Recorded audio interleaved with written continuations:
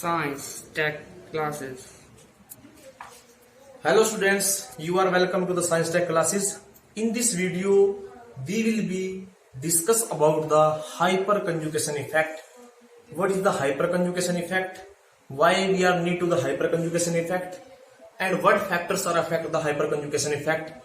And first question ये है कि हमें हाइपरकंजुगेशन इफेक्ट की जरूरत क्यों है।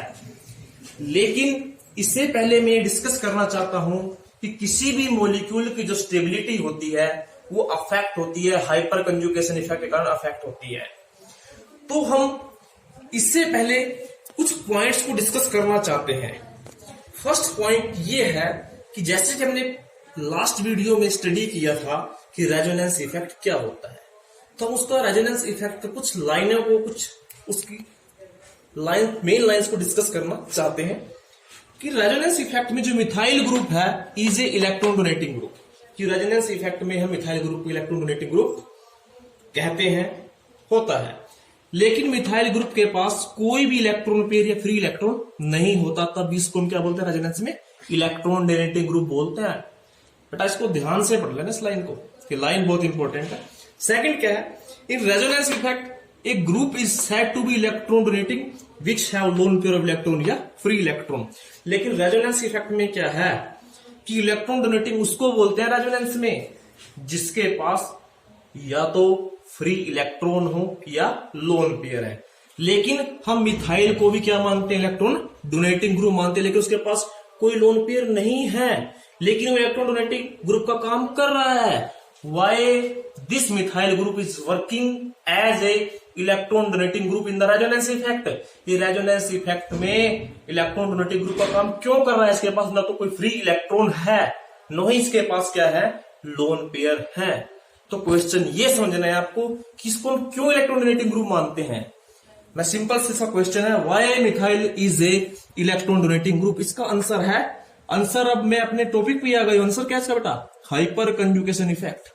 Hyper conjugation effect, hyper conjugation effect के कारण इसको हम क्या मानते हैं, इलेक्ट्रॉन डोनेटिंग ग्रुप मानते हैं। कहां पर मानते हैं, रेजोनेंस इफेक्ट, रेजोनेंस इफेक्ट में मानते हैं।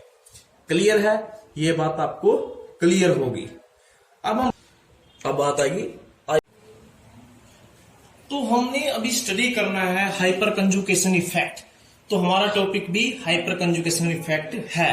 तो what is the hyper conjugation effect when an alkyl group,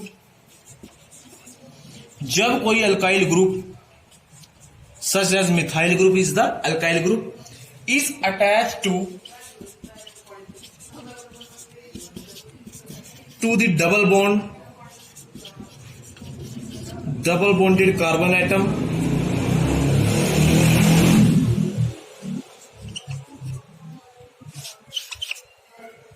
और एरोमेटिक रिंग एंड, तो हम क्या कह रहे हैं कि जब when an alkyl group is attached to the double bond carbon atom और एरोमेटिक रिंग और unsaturated carbon atom is attached, then the I effect is reverse.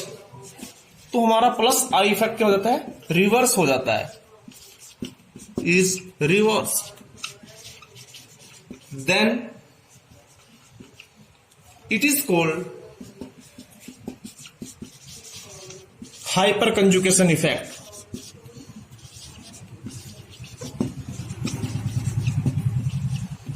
इस डेफिनेशन को आप दोबारा देख लो कि हाइपरकंजुगेशन इफेक्ट है कि अगर हम किसी भी अल्काइल ग्रुप को, alkyl group means methyl group, ethyl group, propyl group is attached to the double bonded system या unsaturated system या aromatic ring, then the plus I effect is reverse. This effect is called hyperconjugation effect।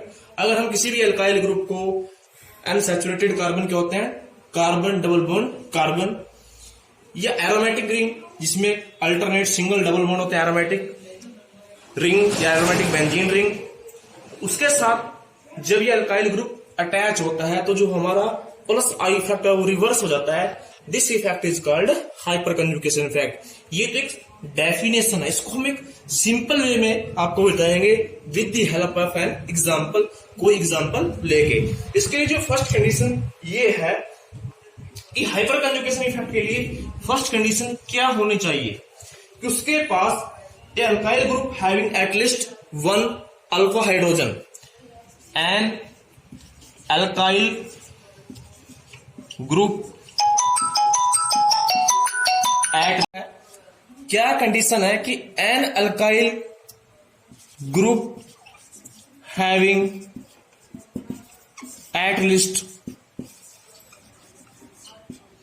इसके पास किसी भी alkyl group के पास क्या होना चाहिए, एटलीस्ट वन अल्फा हाइड्रोजन होना चाहिए, एटलीस्ट वन अल्फा हाइड्रोजन। आपको क्लियर है कि मैंने हाइपर कंजुगेशन इफेक्ट को आपको बताया है, लेकिन उसको हम सिंपल वे में बता रहे हैं कि किसी भी अल्काइल ग्रुप के पास कम से कम एक अल्फा हाइड्रोजन होना चाहिए। जैसे कि मैं एग्जांपल के लिए भी साथ साथ लेके चलता हूं एग्जांपल को। ये कार्बन है, ये मिथाइल ग्रुप है, इसको हम इस फॉर्म में लिख सकते हैं CH3 को।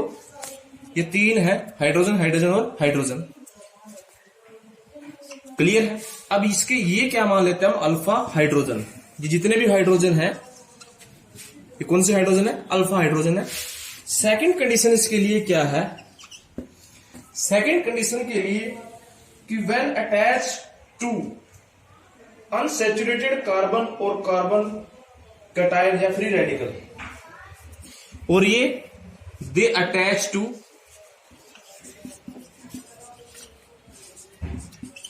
अनसैचुरेटेड सिस्टम और कार्बोकैटायन और फ्री रेडिकल। अब इसमें मैंने दूसरा पॉइंट क्या लिखा है कि उसके पास एक अल्फा हाइड्रोजन होना चाहिए, और सेकंड पॉइंट में ये जो अल्फा हाइड्रोजन है कम से कम किससे जुड़ा होना चाहिए, अनसैचुरेटेड कार्बन या सिस्टम के साथ जुड़ा हो, या किसी कार्बोकैटायन के साथ अटैच हो, या किसी फ्री रेडिकल के साथ हो। अनसैचुरेटेड मीन्स क्या है, किसके साथ डबल बॉन्ड होगा और साथ में ये CH2 है। अब ये सिस्टम कैसा है, ये सिस्टम ये अनसैचुरेटेड सिस्टम है, CH double bond CH2, that is the unsaturated system. First क्या है, अल्फा हाइड्रोजन होना चाहिए। सेकंड क्या है, ये किससे जुड़ा होना चाहिए, डबल बॉन्ड के साथ या कार्बोकैटायन के साथ या अनसैचुरेटेड सिस्टम के साथ अटैच होना चाहिए। वो थर्ड क्या है, रिलीजिंग हाइड्रोजन इलेक्ट्रॉन, जो ये रिलीज करेंगे हाइड्रोजन इलेक्ट्रॉन को, ये किससे करेंगे, सिमिलर टू मेसोमेरिक इफेक्ट। और थर्ड पॉइंट क्या है, releasing hydrogen electrons bye mesomeric effect, कि ये रिलीज करेंगे जो हाइड्रोजन के इलेक्ट्रॉन, किसके द्वारा करेंगे, मेसोमेरिक इफेक्ट के द्वारा, या सिमिलर टू मेसोमेरिक इफेक्ट, या बाय दिस मैकेनिज्म। जिसका मैकेनिज्म होगा, या तो ये हाइड्रोजन के इलेक्ट्रॉन को सिंपल मेसोमेरिक इफेक्ट से अटैच रिलीज करेंगे, या उसका जो मैकेनिज्म है उसके द्वारा इलेक्ट्रॉन ऑफ हाइड्रोजन को रिलीज करेंगे। ये थर्ड पॉइंट क्लियर है। मैं क्या कह रहा हूं आपको, मैं ये बता रहा हूं कि जो हाइड्रोजन है इसके इलेक्ट्रॉन को रिलीज करेंगे सिमिलर टू मेसोमेरिक इफेक्ट से रिलीज करेंगे, या इसका जो मैकेनिज्म है उसके द्वारा यहां से इसको इलेक्ट्रॉन को हाइड्रोजन के रिलीज करेंगे। तो तीन कंडीशन कौन कौन सी मैंने बताई आपको कि हाइपर कंजुगेशन इफेक्ट कब होगा, उसके पास कम से कम एक अल्फा हाइड्रोजन होना चाहिए, जो कि ये है अल्फा हाइड्रोजन। सेकंड मैंने बताया है कि वो किसी अनसैचुरेटेड सिस्टम के साथ अटैच हो, कौन, अल्फा हाइड्रोजन, ये अनसैचुरेटेड सिस्टम है। और थर्ड मैंने बताया है कि जो अपने इलेक्ट्रॉन को रिलीज करेगा, हाइड्रोजन के इलेक्ट्रॉन को रिलीज करेगा, वो अपने मैकेनिज्म के द्वारा करेगा, ये सिमिलर टू मेसोमेरिक इफेक्ट के कारण रिलीज करेगा। तो हम क्या कह रहे थे, हमने ये प्रोपेन मॉलिक्यूल लिया है, that is the propane molecule, CH2 CH H2 double bond CH और CH3, that is the propane, ये हमारा प्रोपीन है। अब इसकी हम हाइपर कंजुगेशन स्ट्रक्चर्स को कैसे राइट कर सकते हैं की फॉर्म में, इसकी हाइपर कंजुगेशन की फॉर्म में इसको, इस मॉलिक्यूल को, इस कंपाउंड कैसे राइट अप कर सकते हैं, कैसे लिख सकते हैं। तो इसको हम इसकी हाइपर कंजुगेशन की फॉर्म में कैसे लिख सकते हैं। अब ये हमारे कौन से प्रोटॉन बताए थे हमने, अल्फा हाइड्रोजन। क्या है अल्फा, कितने अल्फा हाइड्रोजन है यहाँ पर, 1 2 और ये 3। हम किसी भी प्रोटॉन को यहां से रिलीज कर सकते हैं। जैसे ये बॉन्ड, डबल बॉन्ड क्लीवेज होगा, यहां से क्या होगा, ये प्रोटॉन, ये वाला प्रोटॉन, ये कोई से प्रोटॉन आप यहां से अब्स्ट्रैक्ट कर सकते हो, that is the sigma bond. अब यहाँ पर ये सिग्मा बॉन्ड है, इसके अब यहां से जो सिग्मा बॉन्ड है ये क्लीवेज होगा, टूट जाएगा, और ये जो पाई इलेक्ट्रॉन है कार्बन सिस्टम में, ये शिफ्ट हो जाएंगे इस CH2 पे। तो जब ये इसके इलेक्ट्रॉन रिलीज करेगा, बॉन्ड क्लीवेज होगा, H acquire the positive charge, तो ये हाइड्रोजन, इसके ऊपर जो चार्ज आएगा वो कौन सा चार्ज आएगा, पॉजिटिव चार्ज। ये पॉजिटिव चार्ज को अक्वायर कर लेगा, इसके पास पॉजिटिव चार्ज आएगा, और यहां से जो पाई इलेक्ट्रॉन शिफ्ट हुए हैं CH2 ग्रुप की तरफ, दिस अक्वायर द, ये कौन सा, ये जब ये यहां से बॉन्ड शिफ्ट होंगे, कन्वर्टेड इनटू डबल बॉन्ड, ये डबल बॉन्ड में कन्वर्ट हो जाएगा, और ये डबल बॉन्ड जब क्लीवेज होंगे CH2 acquire the negative charge, इसके पास नेगेटिव चार्ज आएगा। अब बात ये है, और ये प्रोटॉन यहां पर है। अब ये यहां से क्या हुआ, अब यहां से स्ट्रक्चर्स को हम, इसकी एक स्ट्रक्चर नहीं होगी, ऐसे ही कौन सी कितने स्ट्रक्चर बना सकता है, कितने हाइपर कंजुगेशन स्ट्रक्चर देगा। जब हम यहां से दूसरे हाइड्रोजन को रिलीज करेंगे, तीसरे करेंगे, तो इससे आगे कितने स्ट्रक्चर्स बनेंगी, 3 होने के लिए 4th है। टोटल हमारे पास कितने इससे हाइपर कंजुगेशन स्ट्रक्चर्स बनेगी, 4 हाइपर कंजुगेशन स्ट्रक्चर्स को ये बनाएगा। तो इसको हम बाद में डिस्कस करेंगे, कितने हाइपर कंजुगेशन स्ट्रक्चर्स बनाएगा, ये नेक्स्ट टॉपिक में पढ़ेंगे। लेकिन जो ये स्ट्रक्चर्स बनी है, इस स्ट्रक्चर को हम कौन सी स्ट्रक्चर बोलते हैं, हाइपर कंजुगेशन स्ट्रक्चर। कौन स्ट्रक्चर बोलते हैं इसको, हाइपर कंजुगेशन स्ट्रक्चर। और इस इफेक्ट को हम क्या बोलते हैं, this effect is called hyper conjugation effect. First इसको हम क्या बोलते हैं, हाइपर कंजुगेशन इफेक्ट। और सेकंड क्या कहेंगे इसको हम, सेकंड कहेंगे it is called sigma pi conjugation. इसको हम क्या बोलते हैं, सिग्मा पाई कंजुगेशन भी बोलते हैं। क्यों बोलते हैं इसको सिग्मा पाई कंजुगेशन, क्यों कहते हैं, क्योंकि यहां से सिग्मा इलेक्ट्रॉन शिफ्ट हुआ है, और पाई इलेक्ट्रॉन, सिग्मा इलेक्ट्रॉन के इलेक्ट्रॉन क्या हुआ यहां से, ये जो सिग्मा बॉन्ड है, यहां से जो इसका बॉन्ड क्लीवेज हुआ है, कौन सा है, सिग्मा बॉन्ड, और ये कौन से हैं, पाई इलेक्ट्रॉन है। तो कंजुगेशन किसके बीच में हुई है, सिग्मा और पाई इलेक्ट्रॉन्स के बीच में, इसलिए इसको क्या बोलते हैं, सिग्मा पाई कंजुगेशन भी कहते हैं। तो तीसरा क्या है इसमें, नो बॉन्ड रेजोनेंस। इसको क्या बोलते हैं हम, नो बॉन्ड रेजोनेंस भी बोलते हैं। इसको नो बॉन्ड रेजोनेंस क्यों बोलते हैं, क्योंकि यहां से क्या हुआ, हाइड्रोजन इससे बॉन्डिंग में नहीं है, लेकिन इसके इलेक्ट्रॉन क्लाउड पे अटैच रहता है।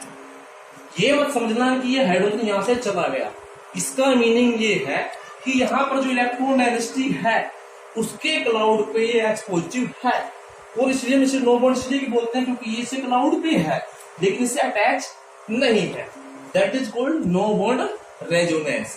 और इसको क्या बोलते हैं, बाकर-नाथन इफेक्ट भी बोलते हैं, बाकर-नाथन इफेक्ट। बेकर-नाथन इफेक्ट होता है BA, बेकर-नाथन इफेक्ट, इसको बेकर-नाथन इफेक्ट भी बोलते, इस नाम से भी इसको जानते हैं। तो मैं इस बात की आपसे आइडिया लगा रहा हूं कि आपको ये क्लियर होगा अच्छे से कि हाइपर कंजुगेशन क्या होता है, उसके लिए क्या कंडीशन आपको चाहिए। तो मैं इसको दोबारा से एक रिपीट कर देता हूं। इसके लिए अल्फा हाइड्रोजन होना चाहिए, सेकेंडली अनसैचुरेटेड या कार्बोकटायन या फ्री रेडिकल इससे अटैच होने चाहिए, और थर्ड क्या है, ये जो रिलीजिंग होंगे H इलेक्ट्रॉन किसके द्वारा होंगे, बाय मेसोमेरिक इफेक्ट से या उसके मैकेनिज्म से ये इलेक्ट्रॉन हाइड्रोजन के रिलीज होंगे। तो यहां से पाई है और यहां पर क्या है, सिग्मा बॉन्ड है, ये बॉन्ड अब्स्ट्रैक्ट होगा, इसके इलेक्ट्रॉन यहाँ से रिलीज होंगे, ये सिग्मा बॉन्ड यहाँ से क्लीवेज होगा, shift to this CH end, और ये पाई बॉन्ड के जो इलेक्ट्रॉन होंगे वो शिफ्ट कहां पर होगा, CH2 पे, इस पे नेगेटिव चार्ज एक्वायर होगा, और ये जो इलेक्ट्रॉन को रिलीज करता है इस पे कौन सा चार्ज आएगा, पॉजिटिव चार्ज। और इससे हम कितनी हाइपर कंजुगेशन स्ट्रक्चर बना सकते हैं, 4 हाइपर कंजुगेशन स्ट्रक्चर बना सकते हैं, यानी कि टोटल 4 हाइपर कंजुगेशन स्ट्रक्चर्स देगा। ये हम बाद में बात करेंगे कि ये 4 हाइपर कंजुगेशन स्ट्रक्चर क्यों देता है, और इसको हम 1 by 1 एक्सप्लेन भी करेंगे। इसको हम हाइपर कंजुगेशन इफेक्ट बोलते हैं। सिग्मा पाई इसलिए बोलते हैं क्योंकि सिग्मा और पाई के बीच में कंजुगेशन होती है। नो बॉन्ड रेजोनेंस इसलिए बोलते हैं कि यहाँ पर कोई बॉन्ड नहीं होता, क्लीवेज हो जाता है, और इसको बाकर-मार्टन इफेक्ट के नाम से भी जानते हैं। ये हमारा जो टॉपिक था, ये हाइपर कंजुगेशन इफेक्ट का फर्स्ट पार्ट था। इसके बाद हम कि किस मॉलिक्यूल में हाइपर कंजुगेशन, किन मॉलिक्यूल्स में हाइपर कंजुगेशन इफेक्ट होता है, और हाइपर कंजुगेशन इफेक्ट कैसे कार्बोकेटायन में होता है, फिर रेडिकल्स में होता है, उसकी स्ट्रक्चर को कैसे हम डिटरमाइन कर सकते हैं, हाइपर कंजुगेशन स्ट्रक्चर को कैसे डिटरमाइन कर सकते हैं, पार्ट 2 या 3rd में भी, 3rd या 2 या 3rd में इसको डिस्कस करेंगे। Okay, thank you. Subscribe to our channel.